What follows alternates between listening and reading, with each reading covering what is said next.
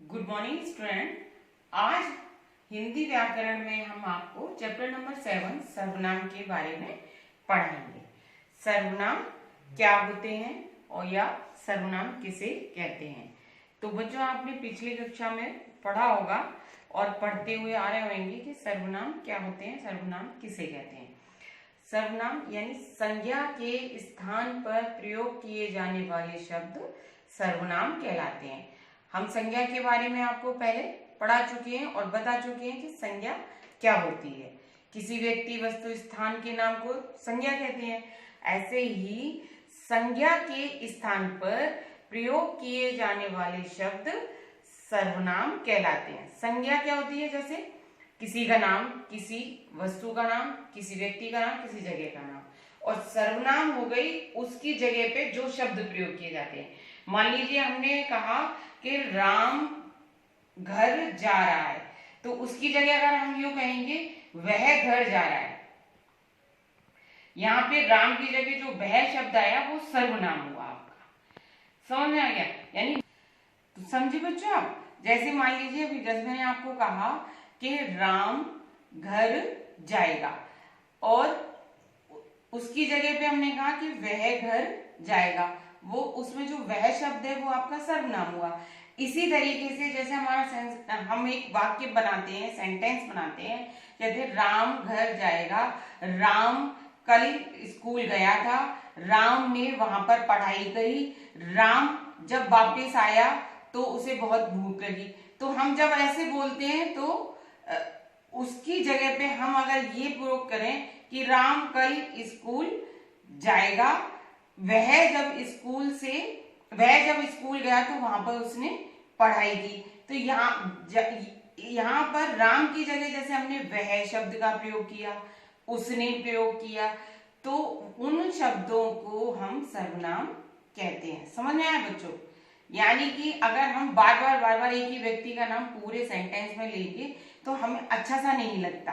यानी भाषा को सुंदर बनाते हैं सर्वनाम शब्द, इससे हमें हमारी भाषा और वाक्य सुंदर बनता है और प्रभावशाली भी होता है। हम बार बार तो नहीं कह सकते कि रवि के पापा कल ऑफिस गए, रवि के पापा ने वहां जाकर ऑफिस का काम किया, रवि के पापा ऑफिस से उसके लिए खिलौने लाए। तो हम ऐसे तो नहीं बोलते ना, हम क्या बोलते हैं? रवि के पापा ऑफिस गए, उन्होंने वहां जाकर ऑफिस का काम किया, जब वह ऑफिस से बाहर वापस आए तो वह रवि के लिए खिलौने लेके आए। तो यहाँ पर हमने संज्ञा के स्थान पर वह शब्द का या उन्होंने शब्द का जो प्रयोग किया वो सर्वनाम होते हैं। तो आया बच्चों समझ में? जो शब्द संज्ञा के स्थान पर प्रयोग किए जाते हैं उन्हें सर्वनाम कहते हैं।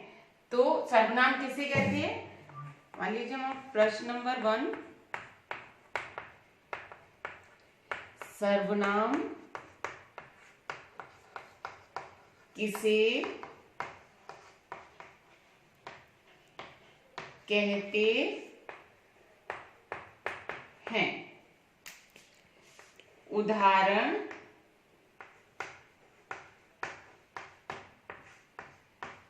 देकर समझाइए।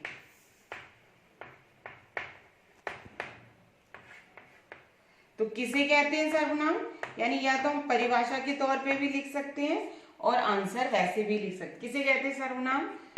जो शब्द संज्ञा के स्थान पर प्रयोग किए जाते हैं उन्हें सर्वनाम कहते हैं। जैसे मैं, वह,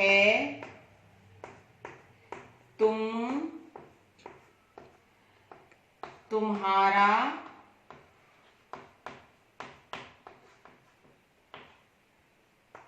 आप इत्यादि। समझ में आया? जैसे मैं के स्थान मैं, वह, तुम, तुम्हारा, आप आदि शब्दों का प्रयोग किया जाता है, वो सर्वनाम कहलाते हैं। जैसे वह, या हम ऐसे भी समझ सकते हैं, जैसे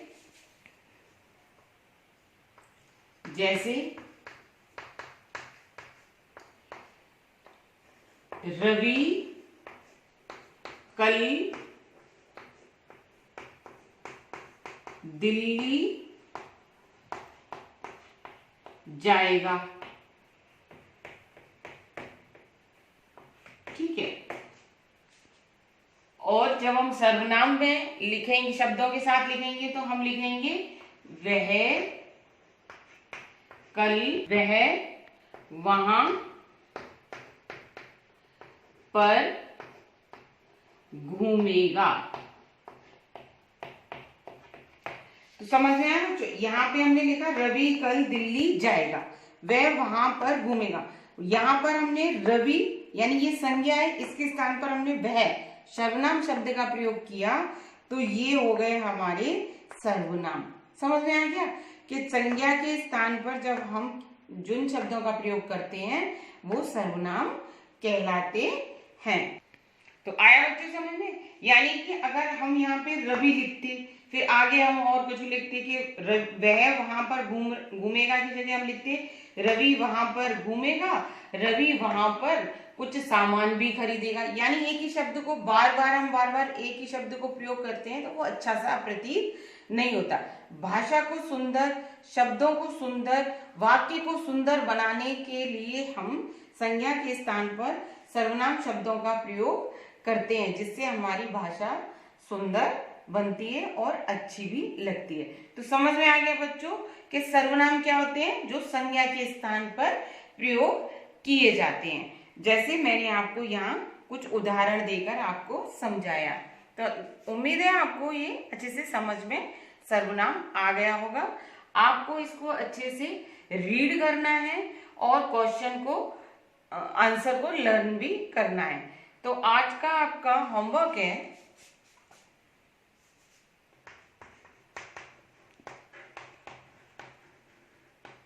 learn and right class work in notebook. आज की कक्षा में इतना ही, फिर मिलेंगे। धन्यवाद।